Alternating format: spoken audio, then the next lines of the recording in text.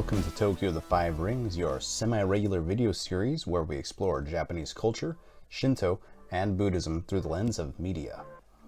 Specifically, in the media of Legend of the Five Rings RPG and LCG, as created by Fantasy Flight Games and Edge. My name is Nicholas Kempin, also referred to as Orida Kazuhito. I'll be your host for this exploration of Japan, Shinto, and Legend of the Five Rings. Originally this episode, I was planning to talk about shrines and the various sections of shrines, but the comments section seemed more inclined to discuss the fortunes. As such, today we'll be discussing the fortunes of the Legend of the Five Rings, how they relate to specific kami in the Shinto faith, and how you can better respect them in your campaigns via incorporating true titles, history, as well as alternative names. In the Legend of the Five Rings, the fortunes fulfill an important aspect of religious practice and culture. The fortunes tend to be worshipped at temples, whereas in reality, these same figures are typically venerated at shrines, be they independent shrines or auxiliary shrines. So, you're probably wondering, wait, the fortunes are a thing in real life? And yeah, they exist in Shinto, but they are called kami. L5R likely created a distinction between the different types of kami to try and make it easier to understand. The issue with this, though, is that it creates misinformation on what kami are and what these fortunes are. As such, we need to create a working definition of kami. And while we discussed it a little bit in the last episode, we're going to go a bit deeper into it in this one. Kami instill a sense of awe when experienced. They are both the spirit of the thing and the thing itself. Kami are immortal, in that when they die, they merely change form, as in the case of Izanami Okami. They are not omnipotent, they are not omniscient, but they are multi-locational and can exist in multiple places at one time. From this definition, we can begin to delve into each of the 7 major fortunes and the minor fortunes, as well as look to the real-world counterparts to gain a better understanding of how Shinto has heavily influenced L5R.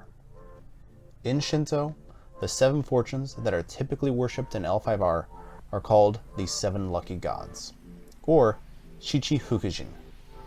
There are 3 from India, 3 from China, and 1 from Japan. Who has comprised these 7 kami has changed over the years, with the current generally recognized 7 being Montensama, Montensama, Daikoku-Sama, Ebisu-Sama, Fukurojinsama, Hote-sama, and Jorojin-sama. Montensama in L5R is the fortune of the arts and romantic love.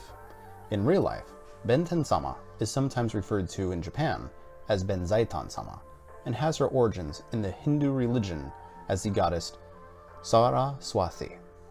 She came to Japan thanks to esoteric Buddhism, and she was integrated into local shrine practice. Over time, she came to be one of these 7 lucky gods, and has become the patron of geisha, writers, artists, and the arts in a more general sense. Montensama in L5R is the fortune of strength. In Shinto, Montensama is one of the 7 lucky gods that was transmitted into Japan from India, thanks to Buddhism. Montensama is a patron of warriors, war, and battles. He is also known as a protector of holy and sacred spaces, and for fighting against evil spirits. Daikoku-Sama in L5R is the fortune of wealth. Daikoku-Sama, or sometimes referred to as Daikokuten-Sama in Japan, is one of the 7 lucky gods, and originated from a Hindu god who was integrated first into esoteric Buddhism, but then was syncretized with a Shinto kami, Okuninushi no Kami. The transmission of Daikoku-Sama has given them a wide breadth of aspects they are patron over, such as demon hunting, good fortune, mercantile success, and even a good rice harvest. Ebisu-Sama in L5R is the fortune of honest work. Ebisu-Sama is the only one of the 7 lucky gods who originated fully in Japan. Ebisu-Sama is often strongly linked with Daikoku-Sama, and the two are often worshipped together, each helping with mercantile and rice harvesting success.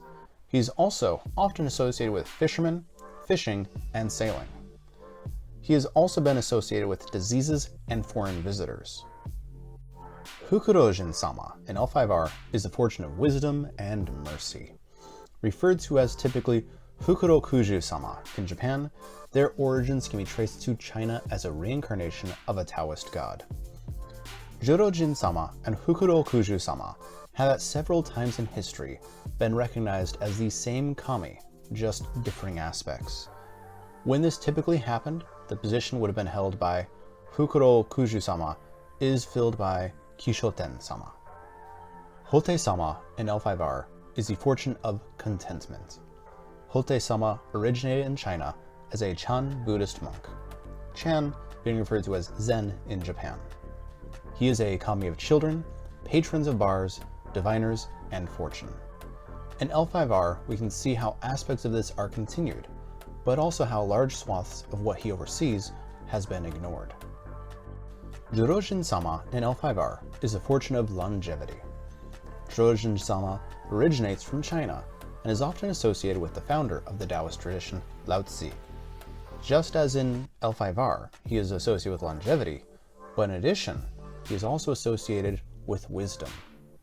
In addition to the 7 I've already discussed, just like in L5R, there exists an 8th one, who has at times taken on the role of one of the 7 lucky gods. And as such, I think she deserves to be discussed as well. Kisho-sama in L5R is a fortune of happiness, beauty, and fertility. She originates from a Hindu goddess through Buddhism, and thus originates from India. She was often associated with fortune, luck, beauty, fertility, and merit.